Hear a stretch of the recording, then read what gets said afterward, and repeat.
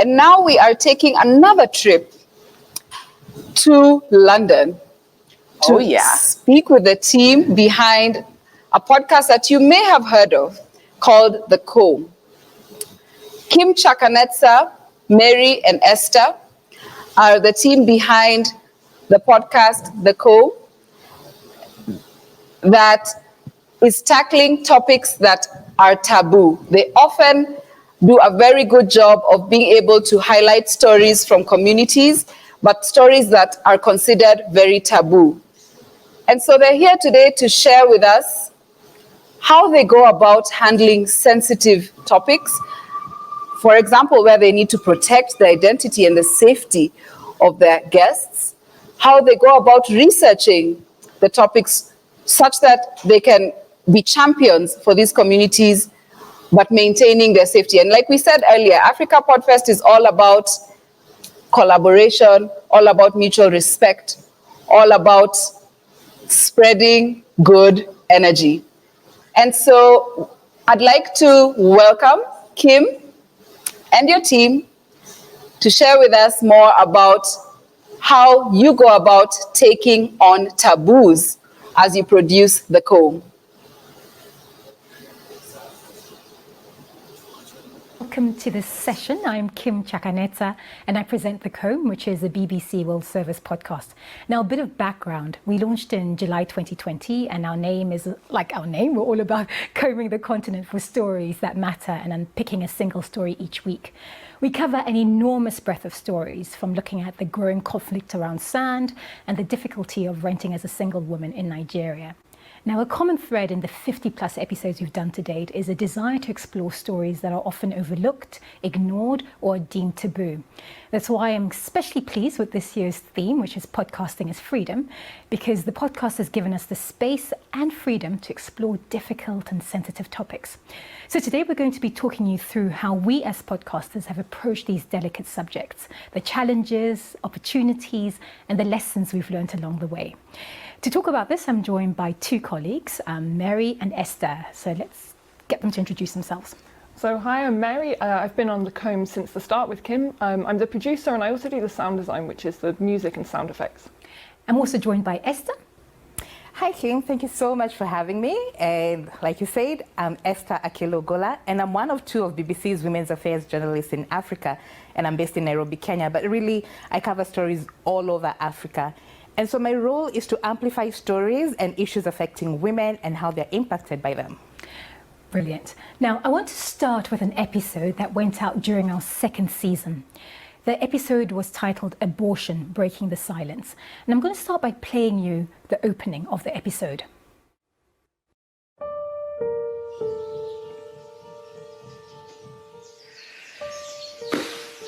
So, I'm pregnant. I'm pregnant, guys. I can't believe I'm saying this, but... I'm watching a video on social media. A woman holds up a small handful of used pregnancy tests and a sheet of ultrasound images as she shares life-changing news. I can't believe I'm saying this, but yeah, it's true. It's true. I am pregnant. But things aren't what they seem. What's happening? What's like, this is not happening. This is not me. How, you know? I don't want to have any kids. This will be the last time, the first and the last time that I'm going to be pregnant. And actually, this is not a pregnancy video. This is actually an abortion video.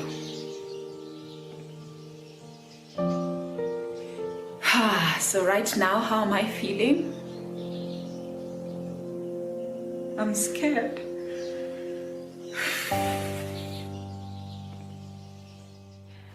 Esther, this is the story you brought to us. How did you find the story? So, Kim, I follow our main character in the podcast, Abby, on social media. And at that time, she'd been doing a series of Insta stories and Q&As, just asking women about their abortion experiences, right? So that was the first point of interest for me, because abortion is not your run-of-the-mill everyday topic in Kenya. So I kept it at the back of my mind, knowing I would come back to it. I just didn't know when or how yet, but I knew it was definitely worth covering. So then one day I'm working on my laptop and a video notification comes on and it's Abby. And she was kind of running around and rubbing her tummy, which caught my interest because from past conversations on her platforms, she had said she did not want to have a child. So I got into the video thinking, oh, okay, this could be a pregnancy video. This should be interesting. So I started watching it, and just a few minutes in, she makes it very clear that this was not a pregnancy video, but an abortion video.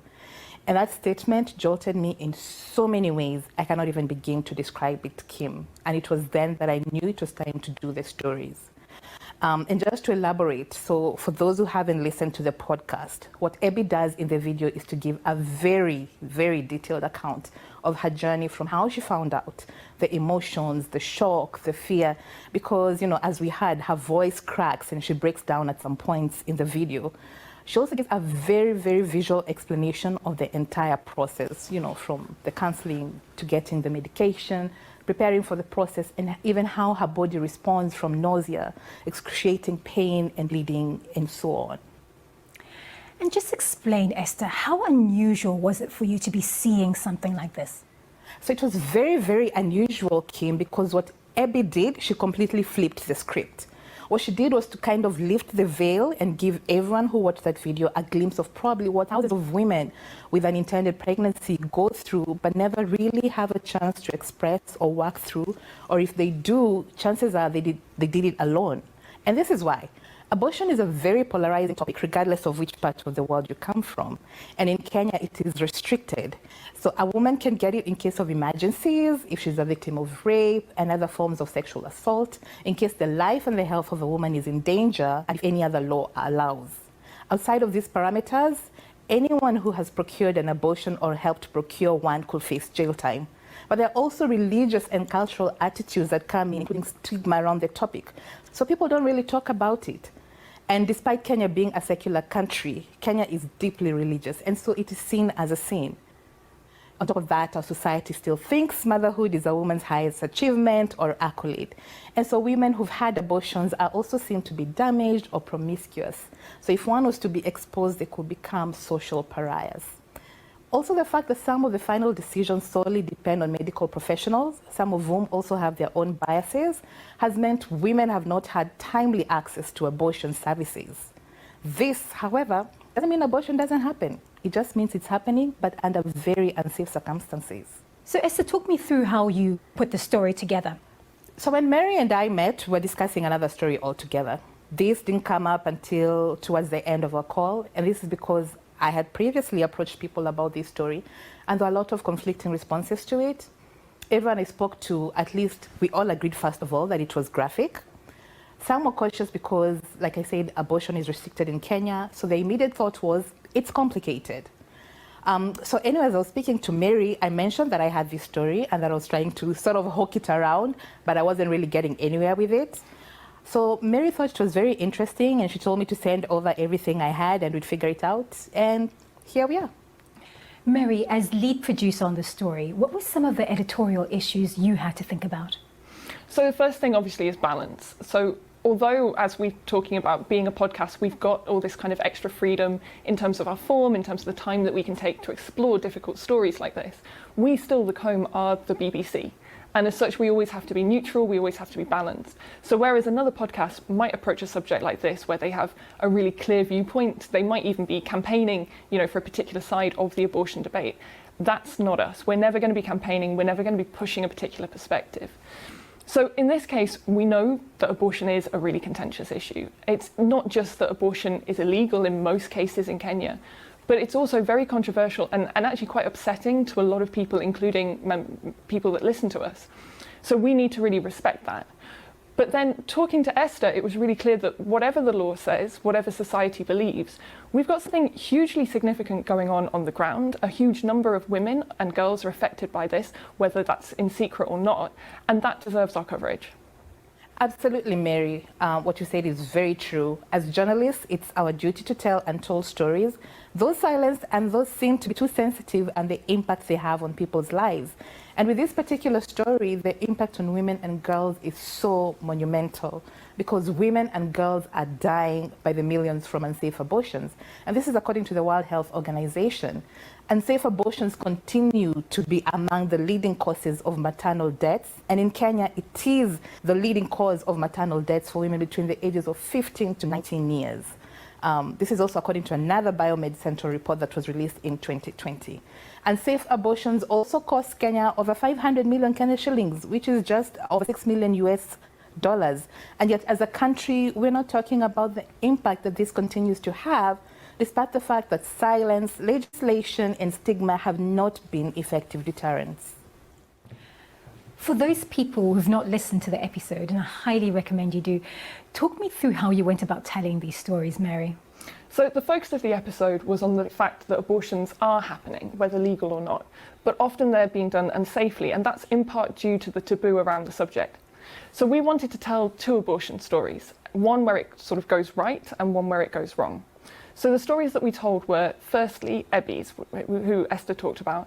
So the first and foremost, the important point to make about Ebby is that her abortion was legal. And it was Ebby's decision to share that experience which first brought the story to Esther's attention. And it was also her actions with that which led to an outpouring of women, mainly anonymously, sharing their own experiences and expressing what a burden it had been and continues to be for them to keep that a secret. So for Ebby, getting the abortion was, whilst painful on multiple levels, ultimately a positive thing. So it's an example of a legal abortion working in Kenya.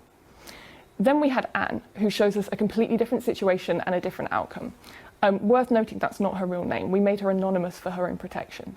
So Anne's a really young girl, and she was lacking the knowledge, the resources, or even just the confidence to ask for help when she found herself in this situation. Her abortion was illegal, and it was also very bad practice.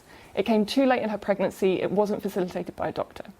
So in this case, we are representing a case which broke Kenyan law, but the abortion was unsuccessful. The baby survived, and our contributor is full of regret for what she did and tried to do.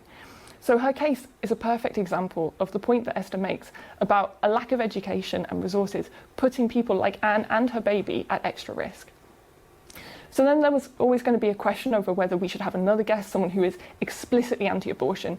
We decided in this case that wasn't necessary and it wasn't appropriate, given the stories being told.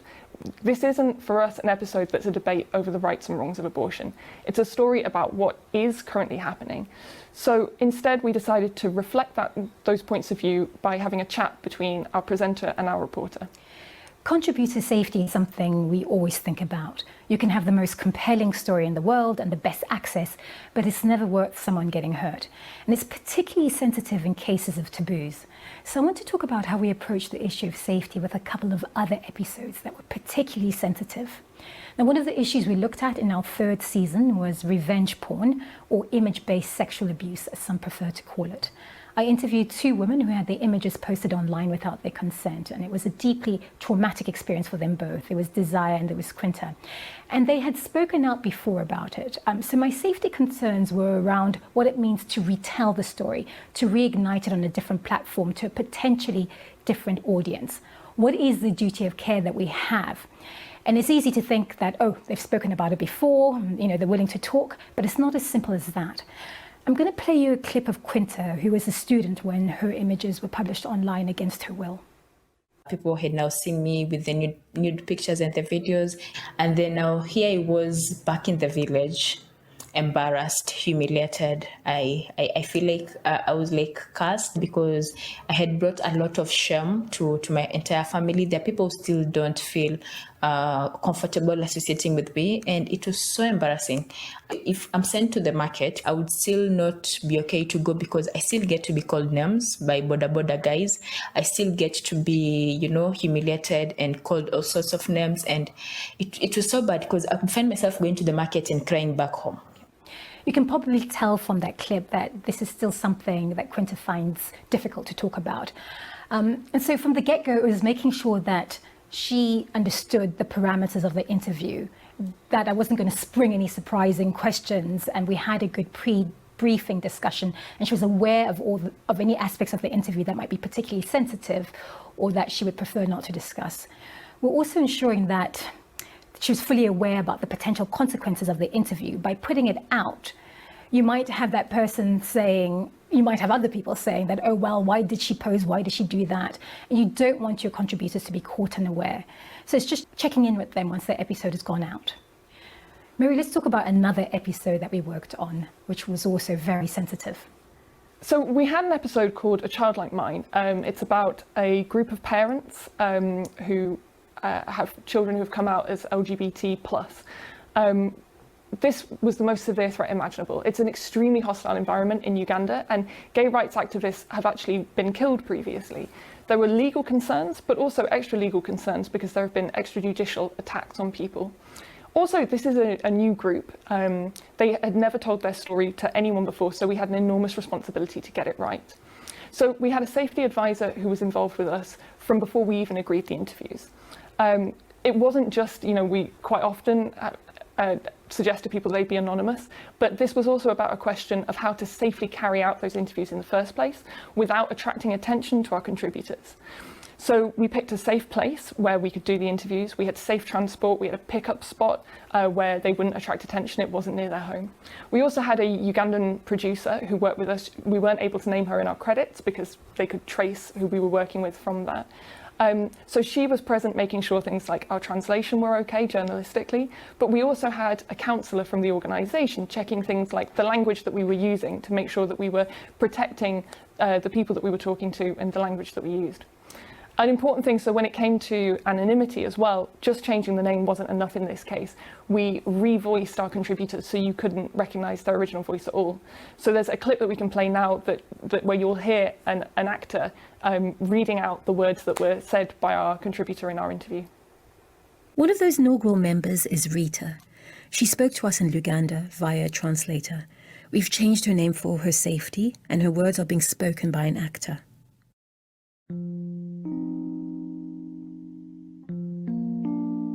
Before you learned that your son was gay, what would you say were your views on homosexuality? I thought of it as bad, very bad, an abomination. The way I saw it, I would not say it was because of religion, but because of our upbringing. In Uganda, you grow up seeing women love men. So you see it as an abomination because you've never seen anything like it. You do not understand it. When Rita's son was 20, those long-held beliefs were challenged for the first time. When did you learn that your son was gay? I first heard about it as a rumor. A friend came and told me, we were seated at a hotel and a child passed by. People started talking behind his back saying that he's a homosexual.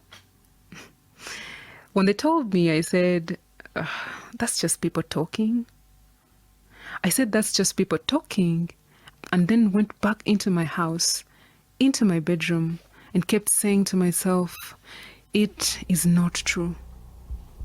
I was arguing with my own self, saying, it is not true. I had not accepted it. At the moment, I didn't actually feel anything or have any other reaction. My heart had simply rejected it. I continued to reject it in my heart. But then I started paying close attention to him.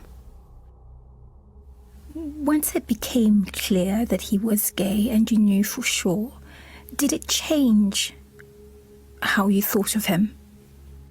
When I confirmed it, I wept. I wept because I could not believe it. I had always heard about it as something that was happening elsewhere, but now I saw that it had invaded my home. So I locked myself in and wept. I want to talk about another episode we did called Confronting Infertility.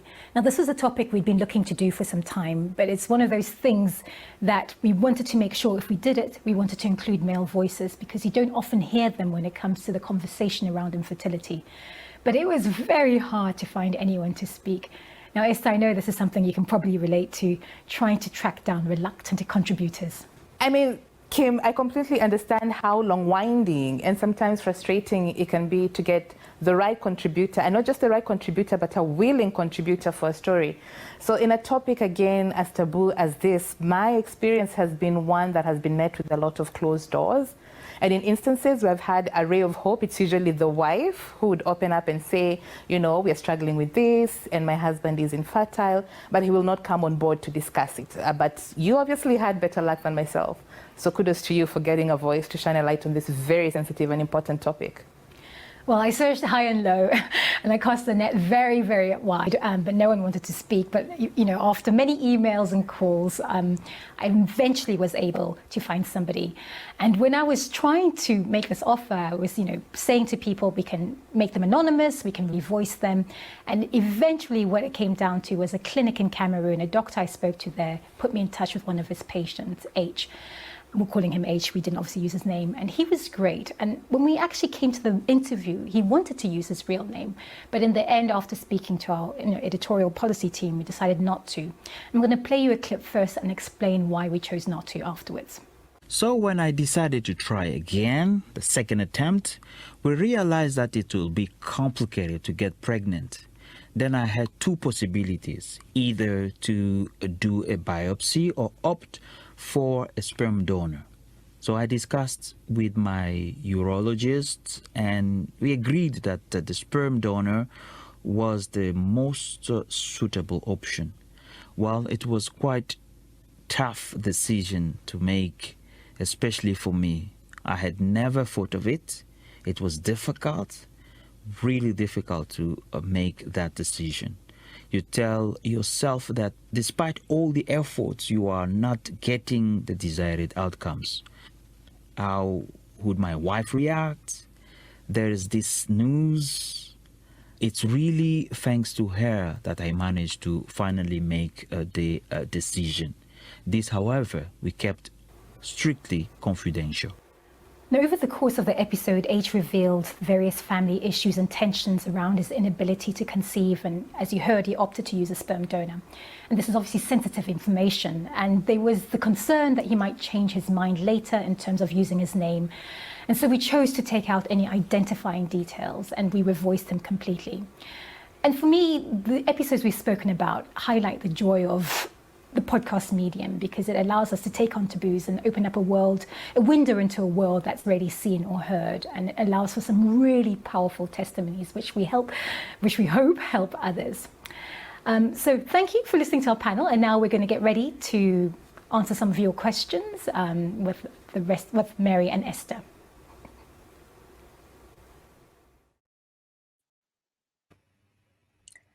Hello, everyone. I'm so thrilled to be here today, and just a big thank you to Melissa and Josephine for organising this. This is brilliant. Now, before we go into the Q&A, I just had some of my own more general questions for Mary and Esther about finding and producing stories, because I've learned this morning that there are a lot of people who, you know, as podcasters and listeners, who have questions about that. So I'm just going to start with a few questions for Mary and then to Esther. Mary, talk to me about how we go about finding our stories. How do you find stories?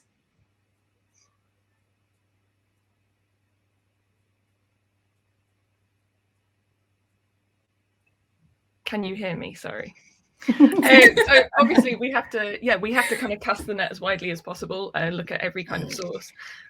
Best case scenario for us always is going to be when people bring stories to us, and that's happened for us a few times. We're always encouraging our listeners, you know, if there's something, because the whole point of the comb is that we are off the news agenda with the stories that are happening that matter, but we're not already hearing a lot about.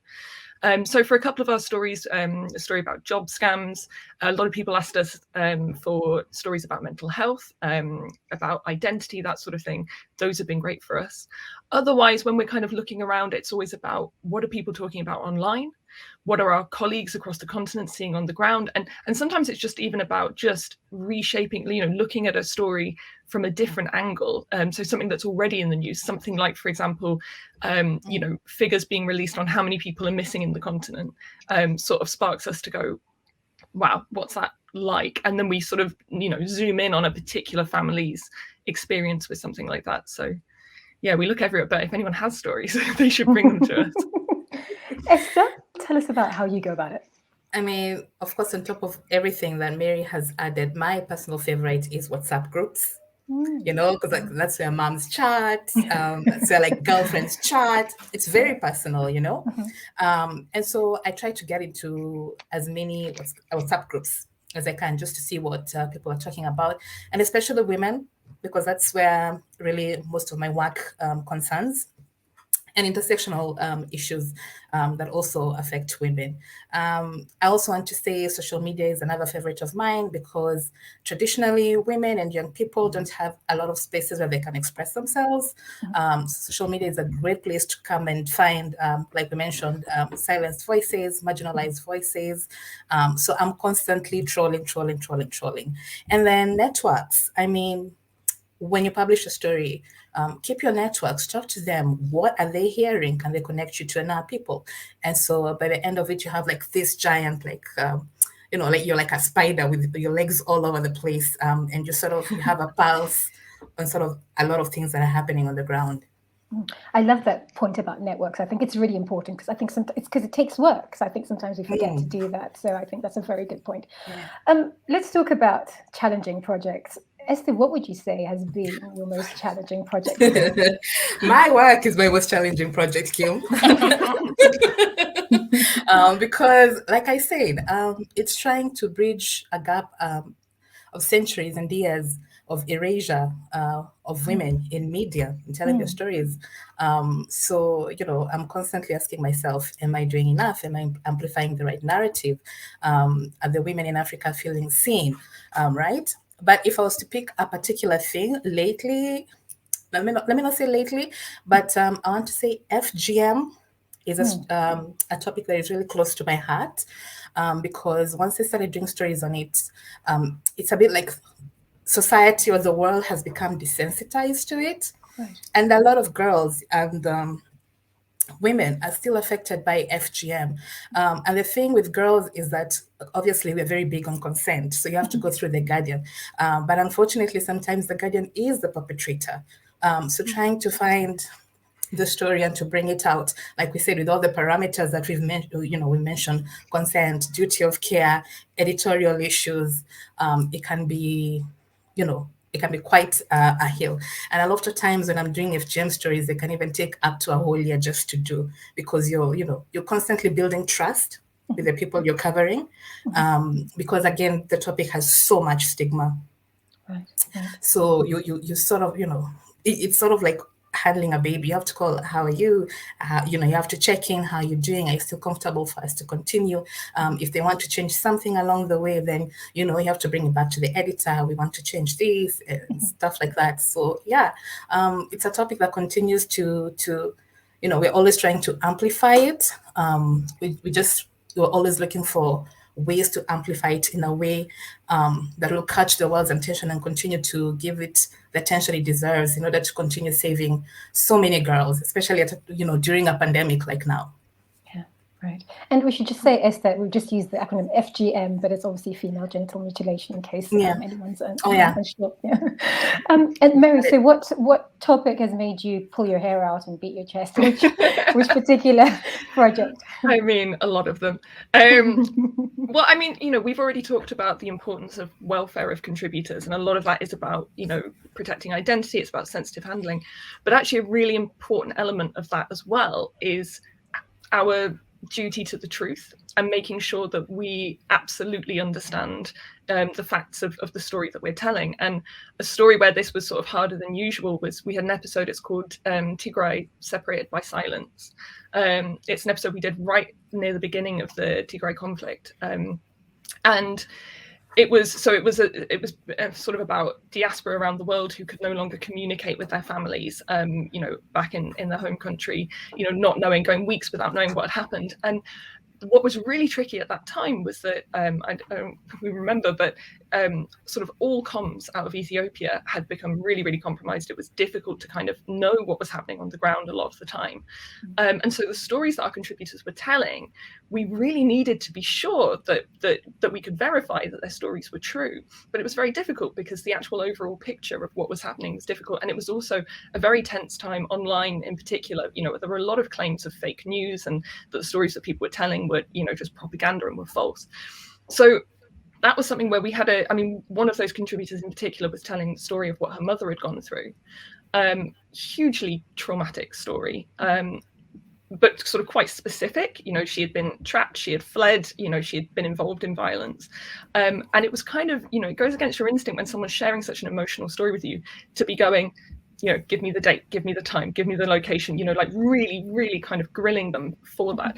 Luckily, our contributor completely understood. It was all about kind of, you know, being clear that this is about protecting her, because the risk was people were going to say that what she was saying was a lie. And I needed for us to be able to go, no, we've checked this out and it's absolutely true and we have full faith in our contributor.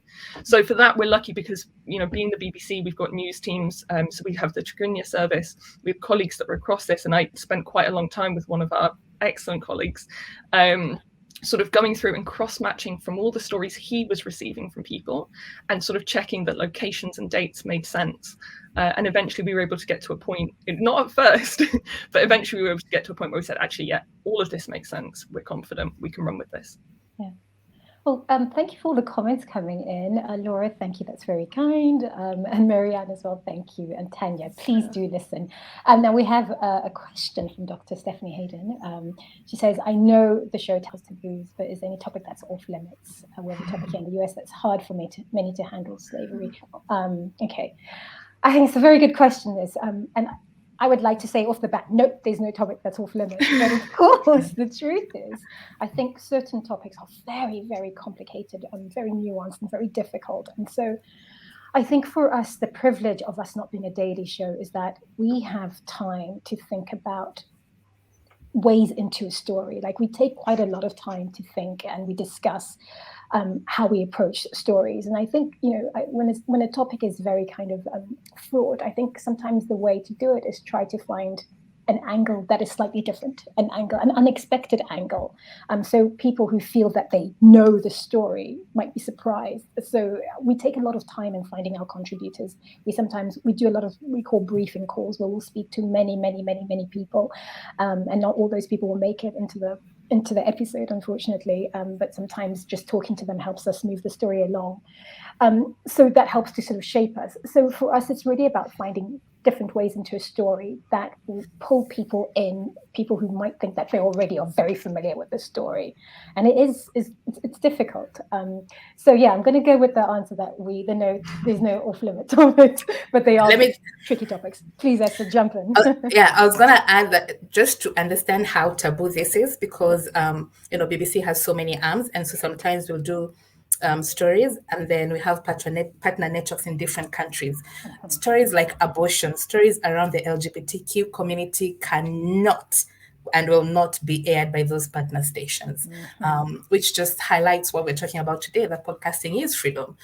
So while one avenue is blocked, we have other ways of exploring stories that really matter to the African population.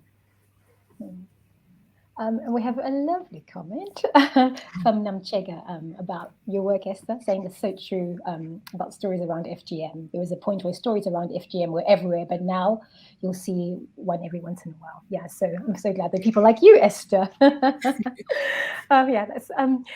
I want to ask you guys, please guys keep the comments and questions coming, but I want to ask Mary and Esther, so future projects, guys, tell us what you're working on now, anything that we should be kind of looking out for. I'll go to Mary first. Oh no, that's not fair. I mean, what are you working on now then, Mary?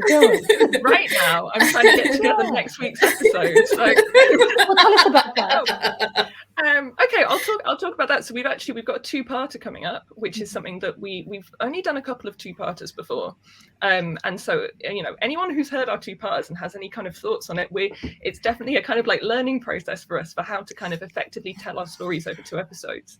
But I think it's just a thing that with the subjects that we do, often, even though we have the freedom as a podcast of like more time than we would on news, we are clearly just really greedy because we want more and more time, and it always overspills. So at the moment we're looking at the threats that environmental defenders are facing across the continent and actually across the whole world, which is an enormous topic, a hugely important topic. You know, we're hearing loads about climate change, but actually, in terms of the people who are on the front line trying to protect the planet that we're on, what we're maybe less aware of is quite how dangerous that work can be, not from natural dangers, but just from people who don't like what they're doing. So yeah, we're working on that at the moment, and trying to line up the rest of the Combs season. No, I think it's going to be a really powerful episode. You know, I'd really encourage everyone to listen. It will be coming out next week. Esther, what are you up to? I have a couple of projects that I'm working on. I'm really pleased. There's a story I was following in Namibia about the first lesbian pageant contestant in Namibia. So hopefully that will be ready in like 3 weeks. I'm also following another story in southern part of Africa, South Africa. So last year, the court finally lifted a clause that said that miscarried babies before the age of 26 weeks were considered medical waste, and parents were not allowed to be able to bury them.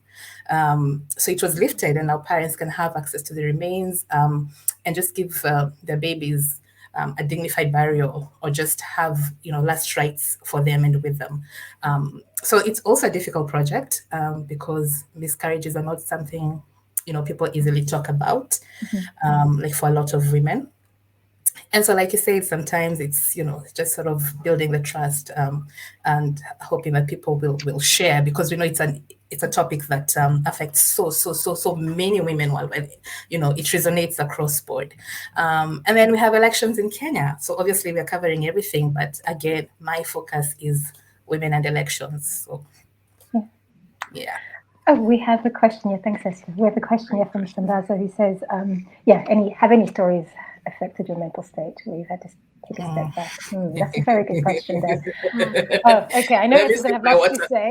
I'll jump in first. Off the top of my head, yes, the two that come to mind. The most recent one was the missing episode that we did. And you should go and listen to that. Basically, a guy called Kenny, who's been missing in Zambia. He went missing in 1994, and we had a conversation with his father and his sister. And I guess I have brothers, and you don't have to have brothers to kind of really feel their pain. And yeah, it stayed with me. So that the interviews with them stayed with me for a while. And also another one with somebody you heard from earlier, and this is Victoria Onda. We did an episode about post-traumatic stress disorder, and it's one of my favorite episodes. It's about her story. She is incredible, Victoria, sure she's listening. And but she's just talking about her story. And again, even though very good friends, I learned a lot through that interview, and it made me think about what people go through and the difficulties around mental health and people getting help around that. So yeah, but a lot of, I think generally we do work with material. We don't always, it's not always, topics that are very kind of difficult and sensitive. We try to keep a range of topics, but yeah, those are the ones I would say. Who wants to go? Who wants to jump into this question? Go, Esther. You look like you have stuff to say. Go on. Again, obviously, with my niche, it's a lot. Because years of like I said, all the atrocities and the erasure and oppression that women have undergone. But the most difficult stories for me to deal with are stories around sexual and gender-based violence, because it feels like it happens every day. And not just in your country, it feels like it's happening everywhere. And so sometimes you just sort of need to, sort of just ask for help, like, can someone else cover this for a while as you regroup? Because it feels like it's always showing up. So yeah, it gets difficult sometimes. Yeah. I'd say as well that, often, there's a stereotype of, sort of news people. You get really hardened because you hear sort of difficult stories every day, and so you kind of get this kind of like black humor about it or whatever. And I think that there is a bit of a difference for us because of the time that goes into our episodes. We really do get to know the contributors, quite well, and we're not usually talking about a situation in the past that's over. Usually our contributors, if they're going through something difficult, they're still going through it, and you do feel that you kind of pop into someone's life, and we're so lucky and so privileged that they will open up and share, and then I'm really aware of us then kind of going thank you, bye, and sort of leaving. And so we do kind of we keep in touch with people. But I mean, the episode that probably like got me the most is our one about the support group for parents in Uganda, parents of children who are LGBTQ+, where actually I was so uplifted by it. I was so incredibly moved by the sort of love that these parents had, that they were sort of overcoming so much, and by the sort of desperate fear of like the risk that meant for them. So that is one where for weeks, and actually even now, I mean, it's been how long since the episode went out, and I'm still in communication with the director of that group, sort of, checking in every now and again, sort of being like, how are you? But, that was one where definitely I didn't feel like I was doing my work and then leaving it. I was for weeks checking in and making sure that they were okay. Well, we'll go to the last question here from Mike. Mike, you want to find out if you work with reporters across the continent. How do we pitch stories to you? Those are a question we love. You can email us at thecomb@bbc.com, comb@bbc.com, and we can talk. Please get in touch. And just one last thing I said before I go.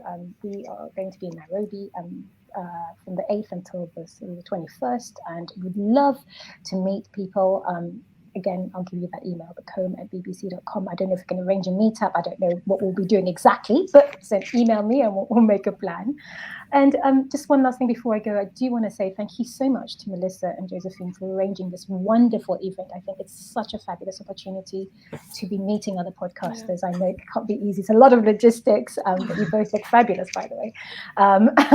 And yeah, thank you, Melissa and Josephine, for putting this together. And thank you everyone for listening, and please do listen to The Comb and tell us what you think, and thank you for all your lovely comments.